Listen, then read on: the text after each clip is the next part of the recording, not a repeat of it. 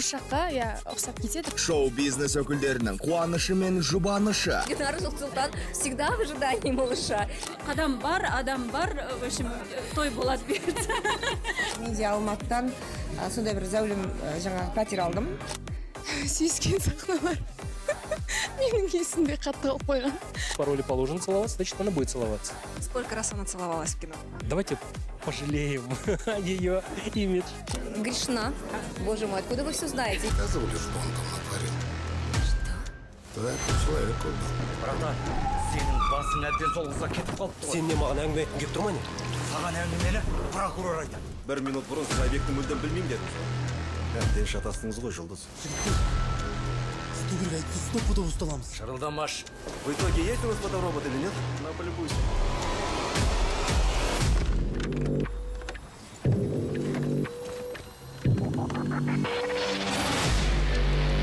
Рашид Сүлейменов жаңа кинокартинасының тұсауын кесті. Режиссер «Зеркала» деп аталатын бұл туындыны таспалауға Денис Теннің қайғылы қазасы себеп болды дейді. Идея моя. Сценарий на самом деле разрабатывался на протяжении нескольких последних лет. За это время я уже неоднократно говорил, у меня у самого зеркала воровали. Вот. Но история в окончательный вид сложилась после трагических событий лета прошлого года. Вот. Как-то вот просто раз и в голове сложилась история. Вот. Но вместе с тем эта история в первую очередь о молодежи, которая приезжает в город, занимается такими криминальными делами. Вот. Ну а месседж, который мы хотим донести, он стар и понятен, можно сказать, даже банален. Не кради, не убей. Но средствами кинематографии это все облачено в такую эмоциональную форму. Поэтому мне кажется, что в таком виде она найдет больше отклик в сердцах молодежи, нежели какие-то плакатные заявления. Там, не делай того-то, не твори зла и все такое. Фильмде шоу-бизнестің бір емес бірнеше өкілінің басын қосқан Сүлейменов мырза басты рөлдердің бірін сомдауға кәсіби актриса емес, Кешью тобының бұрынғы мүшесі Элизат Берікованы шақырған. Бір қызығы кастингке қатысқан экс-жаңғақтару ол кезде жүктілігінің соңғы айында болған екен. Мен кастингқа келген кезде 9 ай мен сондай үлкен, 2 аптадан кейін мен босанамын, бұйырса тып-тыныш, ештеңе планда жоқ, ешқандай фильмде жоқ, ештеңе жоқ, мен босанам, бүйтем, сөйтем деп өзім пландап қойған болатымын. Бірақ білесіз бе, бұйырған нәрсе бастан кетпейді екен.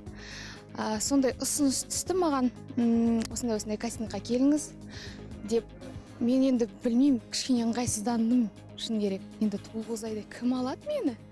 Мынандай ішіммен, ондай үлкен жауапкершілік қой ол бір шетінен.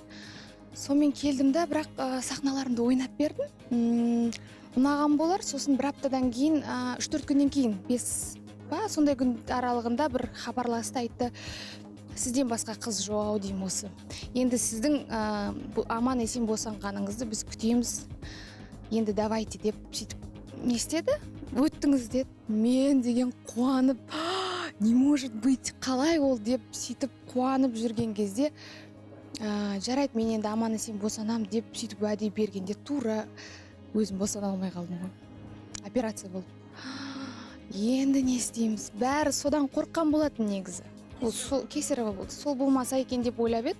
Мен айтқам, жоқ, ондай болмайды деп. Вот аяқ астынан сондай болып қалды, представляете? Сосын бәрі деген шош, басқа қыз жоқ, енді сіз ғана білмеймін, енді бірдеңе аяққа тұрыңыз. Содан кейін босандым. Ертесі күні реанимацияға түскенін, ертесі күні айттым, мені палатаға ауыстырыңыздар деп өзім тұрып алып жүрдім ана жерде. Енді мен тезірек формама келу керек болдым да, өйткені алдымда үлкен жауапкершілік. Тоңғышын босана салысымен түсірілім алаңына шұғыл шығып кеткен Элизат кішкентай сәбиін жанынан бір елі тастамағанын айтады. Ал жаңа фильмнің сәтті шығуына барын салған режиссер мырза болса, жаңа босанған жас актрисамен жұмыс жасаудың қиынға соғатынын ойламаса керек. У нас вообще-то ребенок на площадке был, понимаете, да? И после каждого дубля мне тут ассистент подскакивает и говорит, актрисе нужно покормить ребенка. И вот мы тут уже в накале стоим, ждем, кормит. Актриса возвращается обратно. Ну, какой тут может быть, какая может быть тут игра, какой может быть тут, знать текст. Ждем, разучиваем вместе. Конечно, нервничали, но вместе с тем я считаю, что Элизат отлично справилась со своей задачи, прекрасно сыграл эту роль. Алайда ана атанып жұмысына білек сыбана кірісіп кеткен Элизат Берікованы түсірілім алаңында бұдан басқа да қиыншылықтар күтіп тұрған екен. Нақтырақ айтсақ, махаббат тақырыбы суреттелетін бұл фильмде жас босанған ана жас келін бір емес, екі бірдей жігітке сезімін білдіру керек болған. Сондықтан әншінің есінде фильмнің сюжет емес, сезімге толы сахналары қалған көрінеді. Сүйіскен сахналар менің есімде қатты қалып қойған. Сондықтан кеше сол бірінші рет көріп отырғанда да өзім комментировать етіп отырмын. Деп бетімді жауып. Енді кішкене, қалай айтсам болады, кішкене ыңғайсыздау болды сол сахналар. Бірақ енді режиссер Рашид Сүлейменов негізі қатты стараться еткен болар. Өйткені менің бүкіл актерский қабілетімді білмеймін қай жерден шығарған, әйтеуір суырып тартып, қаншама дубльдар жасап жатып, әйтеуір шығарып, соны мен фильмнен көрдім ғой. Міне қызық, келін атанып, балалы болғаныңызға көп уақыт бола қойған жоқ еді, Элизат ханым. Ал сіздің рөл үшін басқа жігіттің құшағына құлай кетіп, тіпті сүйісіп жүргеніңізді жақындарыңыз қалай қабылдады? Күйеуіңіз бен ата-енеңізге ескерткен бе едіңіз? Сонда айтылды ол. Енді болады сондай бір чмок деп айтқан болатын.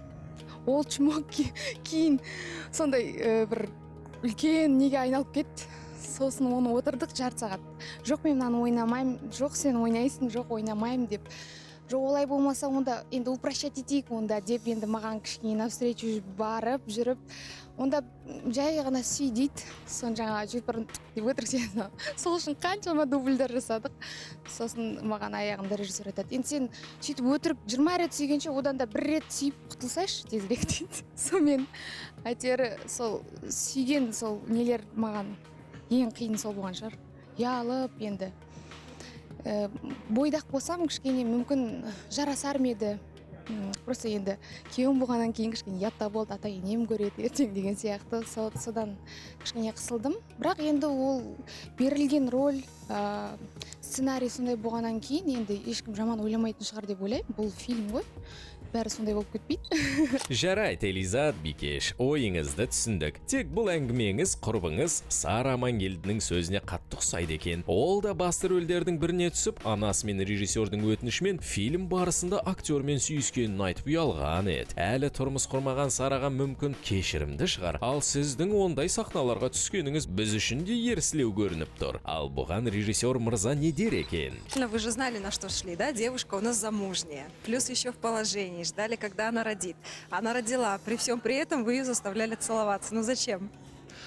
Ну, понимаете, дело в чем? Дело в том, что актер — это, по большому счету, уже не просто профессия, да, то есть это образ жизни, это образ мышления, это образ характера, вот. И поэтому, если уж человек идет... Это искусство перевоплощения. И в тот момент, когда актер или актриса на площадке, она уже не Элизат Берикова, она уже Жулдыз. Если Жулдыз по роли положено целоваться, значит, она будет целоваться. Сколько раз она целовалась в кино? Нет, ну, я просто не дублей, а сцен. Сколько было? Давайте пожалеем ее имидж. Пусть это останется. Все равно же будут фильм смотреть, просто интересно. Она говорит, было несколько дублей, то она там чмокнула его в щечку. Нет, говорит режиссер, давай конкретно целуй. Нет, понимаете, самоцель — это просто целоваться-то, ну, как бы нет. Зачем заставлять человека целоваться, если это... Ну, это же любовная сцена, я так понимаю. Все-таки страна у нас восточная, да, то есть заниматься, как бы демонстрировать поцелуй ради поцелуя необходимости нет. Но если поцелуй — это элемент взаимоотношений персонажей, если он действительно необходим, то, конечно, его нужно отыграть так, чтобы, как бы, ну, было правдоподобно. Отыграла? Отыграла. Поверили? Ну, скажем так, до конца я удовлетворен не бываю никогда, но в том контексте меня устроило.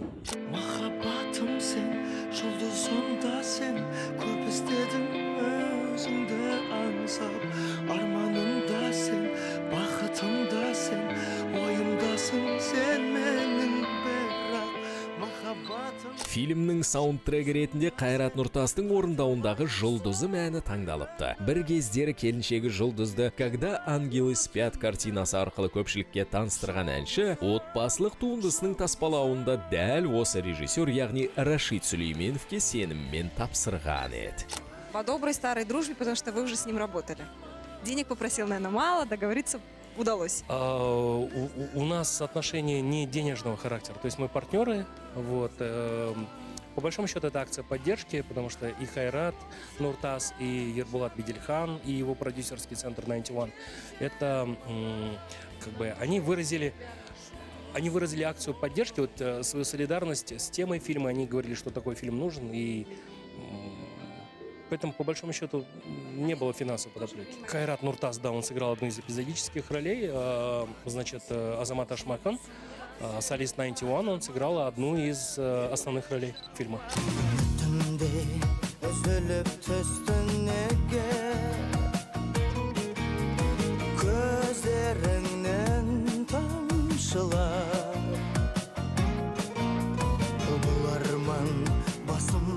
Uçtu deme Onun da bir жақсылығы бар шығар.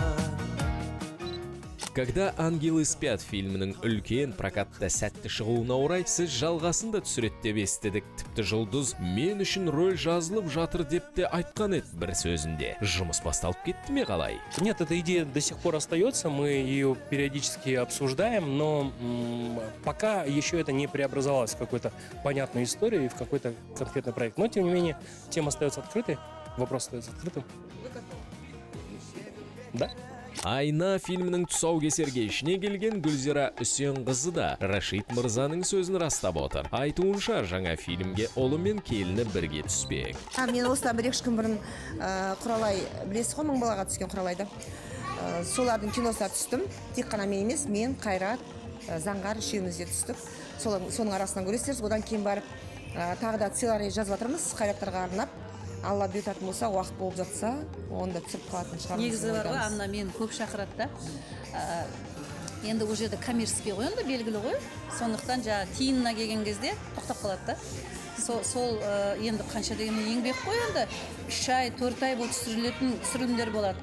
Оның бәрін уақытын бөліп, қаншама тірлігіңді тастап баруың керек.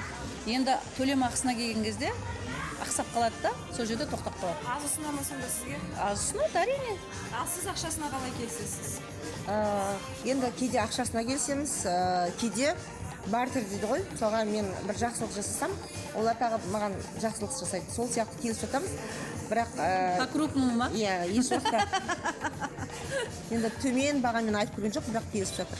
Мұндай шараларда көптен бері көрінбей жүрген Баян Мақсат қызы да осында. Күйеуі Түрсен Алагөзов және кенже қызы Аярумен келген танымал продюсердің де жұмысы шаш етектен. Жаңа фильмнің түсірілімін бастап қойған Алагөзова ханым бұл жолы сұхбат беруден бас тартпады. Әрине, өз жұмысына үлкен жауапкершілікпен қарайтын Сұлу Бикеш фильмінің сәтті өтуі көп жағдайда журналистерге де байланысты екенін жақсы біледі. Сондықтан бүгін Баян ханым барлық сұрақтарымызға асықпай жауап берді. Я наблюдаю за вашим инстаграмом, у вас сейчас активная работа над фильмом. Удалось вам отдохнуть или вы сразу со съемочной площадки? Вы знаете, я сегодня спала всего лишь, честно сказать, всего лишь 3 часа. Я пришла домой в 11 утра и проснулась в 2 часа дня, потому что у меня были другие дела. И сегодня я не могла не прийти на премьеру, потому что я очень уважаю Рашида Сулейменова. Вот. И даже дело не в том, что я сыграла в этом фильме какую-то миллиметрическую роль. Да, я просто с большим уважением отношусь к режиссеру этой картины, которого я очень слишком давно знаю. Вот. И я, собственно, здесь по этому поводу. Картина, над которой вы работаете, в какой срок вы должны уложиться? Сколько вы себе поставили времени? Именно вот на вашу картину, сколько отведено? Так, у нас 23 съемочных дня. Мы сейчас находимся, завтра будет 13-й съемочный день. Я нахожусь ежедневно, ежечасно, ежеминутно на площадке, потому что мне очень нравится то, что мы сейчас делаем, и я принимаю в этом активное участие. Я впервые в жизни не снимаюсь снимаюсь в картине, которую продюсирую.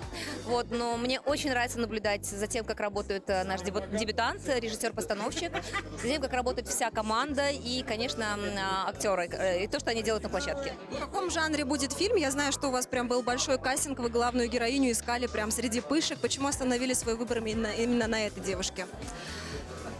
Ну, потому что мы искали какую-то уникальную пышку, какую-то оригинальную пышку, какую-то харизматичную, необычную. Действительно, пышку, но очень-очень приятную, женственную, красивую, симпатичную, артистичную, талантливую. Вот. И среди... Здравствуйте. Как ваши дела? Отлично. Вот. И среди тех претендентов, которых было очень много у нас пышек в стране, и все хотели принять участие в этой картине. Во-первых, потому что никто никогда не снимал пышек у нас в кино. Второе, тема сама по себе интересная, это фэшн, это модные люди, показы, интриги, расследования.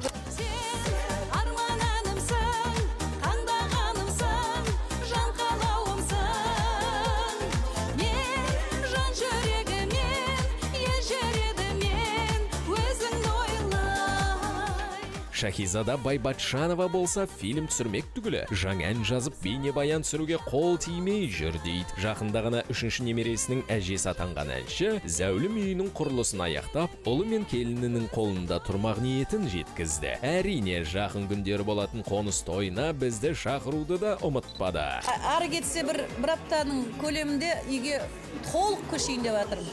Міне, бұйыртса баспалдақтың бәрін бітіріп жатырмыз. Сондықтан Құдай қаласа ана жеке өзін шақырам. Сіз алғашқылардың бірі болдыңыз, үйді көрген? Иә, мен шашып бардым. Енді құдашам ғой қазіргі уақытта екеуміз көбірек араласамыз. Міне бірге қосқан аштай жүрміз. Бірге демаламыз, бірге Моншаға барамыз, көбіне бірге тойларда да бірге боламыз. Дұрыс қой енді. Шәкең жаңағы өзінің баспанасын бітіріп жатыр. Жұмыс жасау жаңағы қалай десем болады, жөндеу жұмыстарын, иә. Мен енді бастап жатырмын. Құдай қаласа, мен де Алматыдан сондай бір зәулім жаңағы пәтер алдым. Құдай қаласа мен бастап жатырмын, бұл кісі аяқтап жатыр. Ал Қайраттың анасы әдеттегідей аузын ашса жаңалығын жасыра алмай қалады. Жаңалық деп осыны айт. Сонда отбасыңызбен Алматыға көшіп келуді жоспарлап отырсыз ба, Гүлзира ханым? Отбасымен емес, Қайрат сыйлық бол. Ал енді Астанадан да және де жаңа пентхаус жақсы алды. Оны Алла қаласа, осы үйді ремонттап біткеннен кейін оның жөндеуі басталады.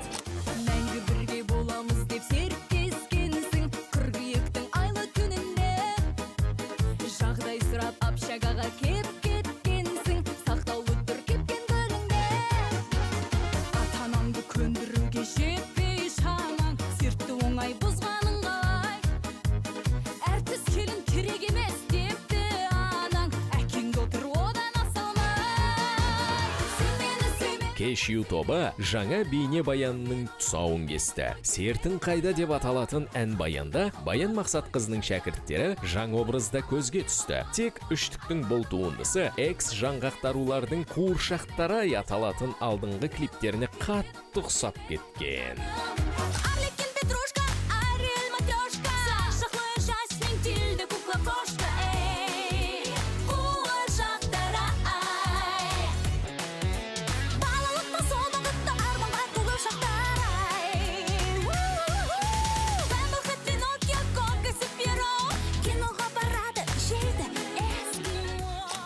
Үш образ болды бұл клипте. Біріншісі жаңағы пижама дейміз ғой, сол пижама образы болды. Екіншісі жеміс-жидектер образы болды. Шие болды, қарбыз болды, мен банан болдым.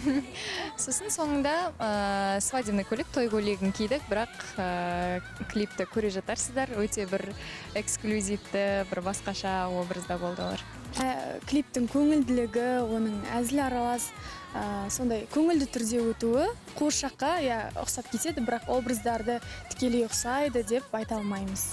Себебі ол жақтағы образдар басқа, біздегі басқа, және әннің музыкасы, әуені де, мағынасы да басқа деген сияқты.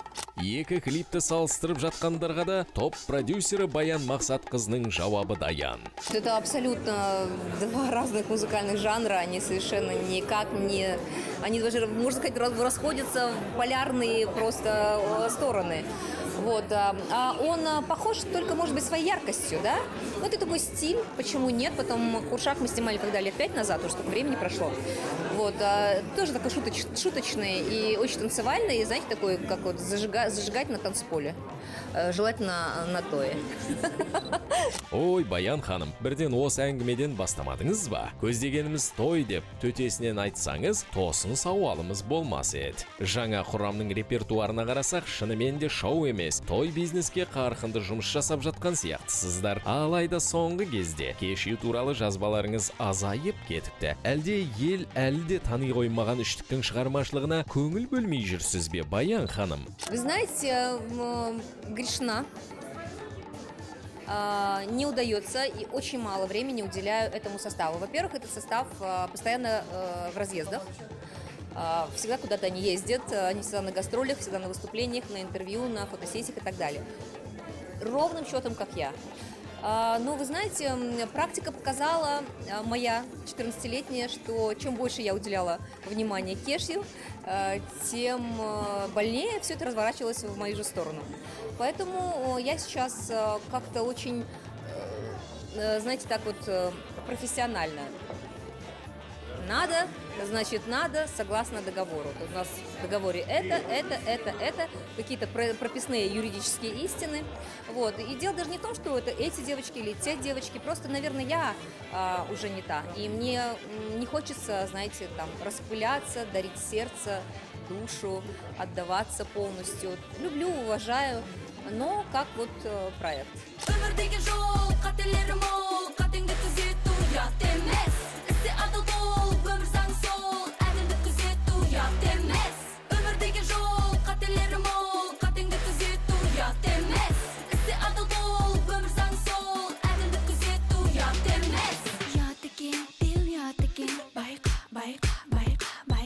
Ал продюсерлерін өте сирек көретін жаңғақтарулар өздеріне Баян ханымның көп көңіл бөлмейтінін қаншалықты сезініп жүр екен, өздерінен сұрады. Жұмыс барысымен бізде енді осы жақын арада біраз уақыт жаңа офисқа көшу болды. Сол кезде біраз көрмей кетсек те болады, бірақ осы клип кезінде қайтадан жүздесіп, көрісіп, жұмыс істеп. Ханым талапшыл десек болады, енді біз әртіс ретінде бізге қойылған талаптар болады, және біз оларды орындауымыз керек. Біз енді Құдайға шүкір дейік, осы уақытқа дейін ұрыс естіп көрмедік, себебі бізге қойылған талаптарды уақытылы орындап жүрміз. Сондықтан біздің ара қатынасымыз қазір жақсы, ешқандай бір кикілжің болған емес, және соны сақтаймыз деген үміттеміз. Бәрі қор елес бос енді, болмаймыз ешқашан, біз жақын бос енді, дос енді, жүректі қинайды қай идея, хош енді, хош енді, хош енді, хош енді.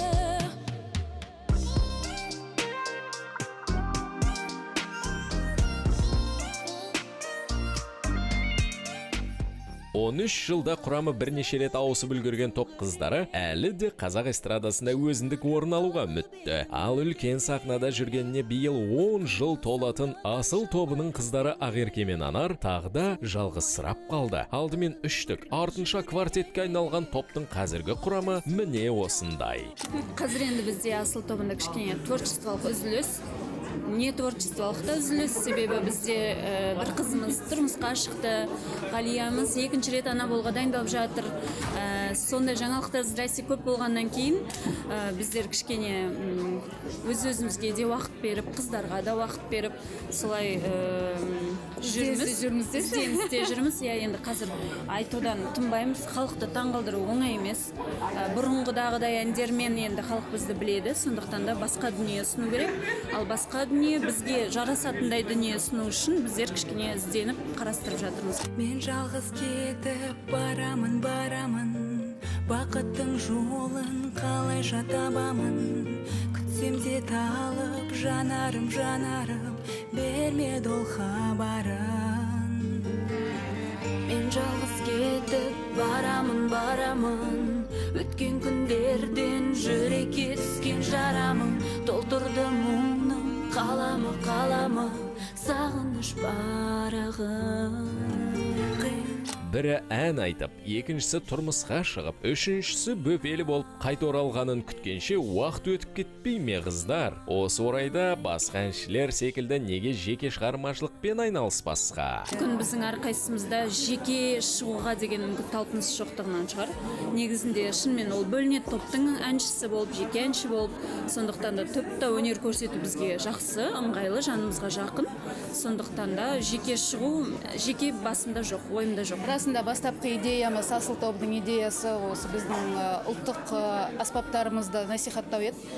Оны енді жалғыз жүріп кішкене қиындау бір жұмыс жасағанға. Сондықтан да әдемі бір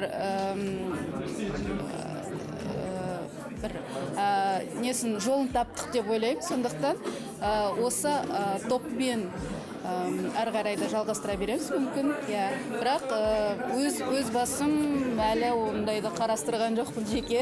Сонда қалай? Жұмыстарыңыз уақытша тоқтады. Сонда қазір немен айналысып жүрсіздер? Әлде кастинг өткізіп, құрамға жаңа қыз алу жоспарларыңыз да бар ма? Бізде сұрақ туындаған жоқ. Біріншіден, екіншіден жаңағы қалай айтсақ болады, Райханның ата-енесі бірден ұзату тойында да, үйлену тойында да біз Райханның өнеріне қарсы емеспіз. Ол топта өнер көрсете береді. Біз әртіс келінді алдық, оның кім екенін білдік. Сондықтан да ешқандай запрет болмайды деп айтқаннан кейін тіпті жаңа қыз қарастыру ойда болған жоқ. Енді қашан қосылады топқа енді? Бәрібір жұмыс басталу керек. Райхан негізі бірден қосылып кетті. Біз тойдан кейін, ұзатудан кейін жұмыс істеп кеттік. Ертеңіне гастрольге шығып кеттік. Сондықтан ол жұмыс тоқтап жоқ.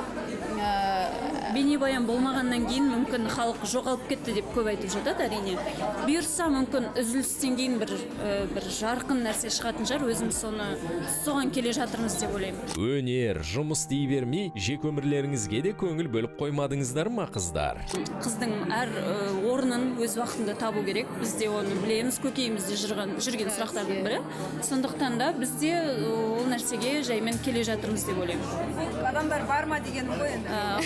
Қадам бар, адам бар, в общем, той болады бұйыртса. Сізде? Құдай қаласа.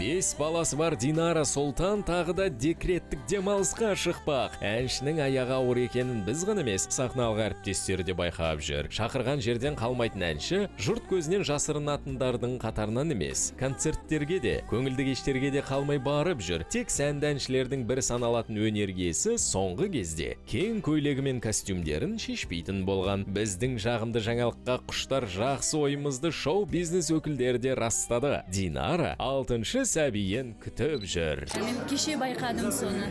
Кеше бала дауысы концерті болған. Сол концертте шынымды айтсам бір көріп,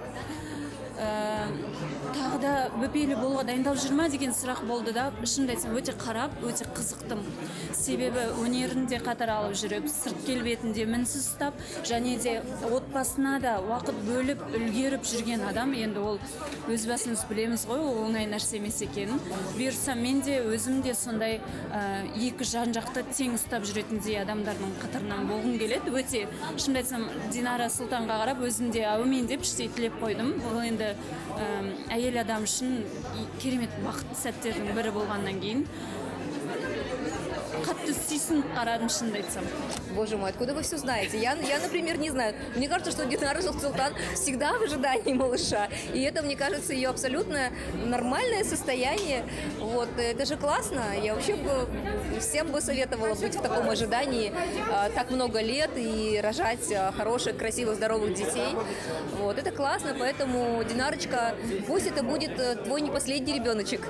Вот, мне кажется, тебе нужно побить какой-нибудь такой, знаете, внутри шоу-бизнесовский рейтинг, рекорд. И если у тебя будет 10 детей, мне кажется, это будет классно, потому что ты рожаешь красивых, талантливых детей, подобно тебе и твоему супругу. Любимый, близкий человек, я тебя искала всюду столько лет. Вот я и нашла тебя, знаю раз и навсегда. Так хочу к тебе прижаться крепко-крепко и нести любовь свою от века к веку, разделяя пополам все, что жизнь подарит нам. Ана болуға дайындалып жүрген арулардың бірі Дилназ Ахмадиева. Сұхбаттарының бірінде тұрмысқа шыққанын мәлімдеген танымал әнші өзінің жүкті екенін жұрттан жасырып әлек. 39 жасында алғаш рет ана атанғалы жүрген әнші үшін бұл көптен күткен қуаныш. Өз тыңдармандарына сүйінші жаңалығын хабарлап үлгермеген әншіні сахналық әріптестері де құттықтауға асығар емес. Себебі Я вам скажу, что я впервые слышу вообще об этой новости, и я вообще не осведомлена, кто на ком женится и кто чем занимается. Я давно перестала отслеживать, и я, собственно, никогда углубленно и не отслеживала, да, кто чем занимается, кто что делает. Мне всегда волновало, чем занимаюсь я. Или там мы, да. Поэтому я очень рада за Дильназ, очень рада, потому что я очень люблю ее не только как певицу, я ее люблю как человека. Она очень хороший человек, прежде всего. Поэтому дай ей Бог здорового, крепкого малыша. Я очень за нее рада. Жылдан жылға өзімді бір кеше ғана күліп айтып қойын, осознанность дейді ғой, адамға келеді ол. Жыл өте даналық адамға келеді. Сондықтан да мен барлық қыз-келіншектерге уақытың өтіп бара жатыр, тезірек күйеуге шық, тезірек бала ту деген сөзге құлақ аспаса екен деп тілеймін. Ең бірінші адам өз денсаулығын күту керек. Сенің денің сау болса, сен 45-те де, 50-те де босана бересің. Сөзге құлақ аспай, көңіліңе алмай, денсаулықты күту керек деп ойлаймын. Жоқ, негізі енді үлкендердің айтатын әңгімесі ғой енді. Әрине олардың енді парызы ғой айту. Ерте босанып, ерте балалы болса екен деп. Бірақ енді әр нәрсенің өзінің орны бар. Әр нәрсе өзінің уақытылы болады. Сондықтан да енді бұйырғаны, Алланың бергені. Дилназ үшін қуаныштымыз. Мен де соны Инстаграмда шынымды айтсам көрдім де. Андай тіпті сол жаңалықты өзіме қимадым деп айтсам болады. Себебі енді бір әріптес болғаннан кейін біз білеміз оның осы жаңалыққа қалай ұзақ келгенін, қанша көп дайындалғанын. Сондықтан да тіпті қатты таңғалуға бара алмадым. Өз андай ішімде көз тимесін деп, ол көз, сөз қазақта бар нәрсе, біз оған сенеміз. Сондықтан да мен солай шығар деген бір қазір айтып тұрғанның өзінде мен денемде мурашки дейді ғой, дірілдеп тұрмын. Себебі енді өте қуанышты жағдай. Қатты таңғалуға бара алмадым. Бұйырса аяқ қолын бауырын алсын, содан кейін барып бірге қуанамыз, құттықтаймыз.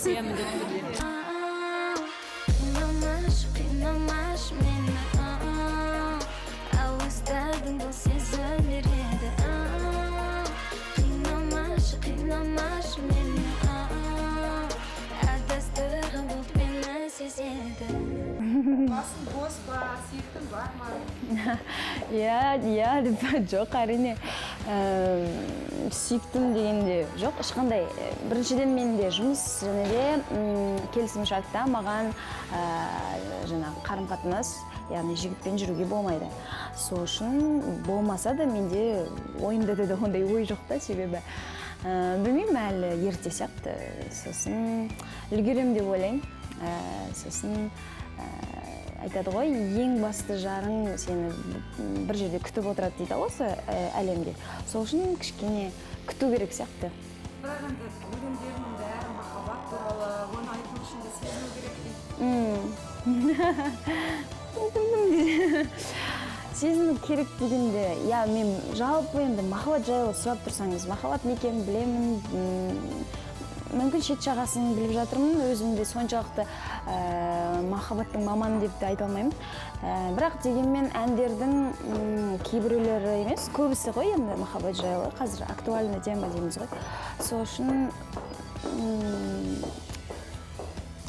иә, әнді жазу үшін және де оның жарыққа шығып, тіпті записке барып жазғанда оны сезіне білу керек. Сезінбесең, оны халық түсінеді, бірден біліп қояды, өтірік айтып жатыр деген сияқты.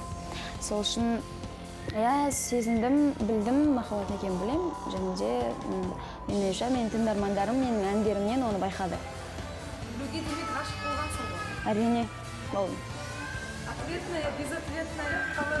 Жоқ, менде ондай болмапты, ондай ответный, безответный. Кейбіреулер айтады ғой, мен ғашық болдым, ол маған қарамады деген сияқты. Жоқ, менде андай ой болған жоқ, мен ғашық болам, маған қараса екен жүрекші деген сияқты ой болмады. Ол жай ғана достықтан махаббатқа айналды, сосын жай бір-біріміз дос болдық, одан кейін жүрдік деген сияқты. Бірақ андай безответный емес, жақсы болды, яғни көзқарасымыз бірдей болды. Сол. Фильмге Ана жүрегі деген сериал болған, мен түскен, сол жерге саундтрек жазылған. Бірақ ол менің әнім емес, авторлық ән емес, ол бір жарым жылдай болып қалды әнге. Ең бірінші медляк әндердің бірі. Ал мен шығарған осы жақында ғана ғой, 2 әнім ғана шықты, өзімнің авторлық әндерім. Бір андай драмаға түстім, сосын комедияға түстім. Сосын екеуін бүйтіп өлшіп қарап көрсем, драма кішкене жақынырақ екен маған, комедия қатты емес. Сол драмаға түскеннің өзіме ұнады. Сосын актерлық шеберліктен сабақ алдым, үлкен тәжірибе болды. Қазір соның арқасында бейнебаяндарда да оңайда өзіңді камераға жеткізу. Айтқым келіп тұрған нәрсені көзбен айту деген сияқты. Сол үшін ол да бір тәжірибе болды. Бірақ содан кейін тоқтаттық сериалға, киноға түсуді, себебі көп уақыт алады, өте көп уақыт алады. Соның кесірінен концерттеріме уақыт тығыз болып қалады да, қиындау. Сол үшін ойладық, енді үлкен бір шақыртулар болып жатса, көреміз.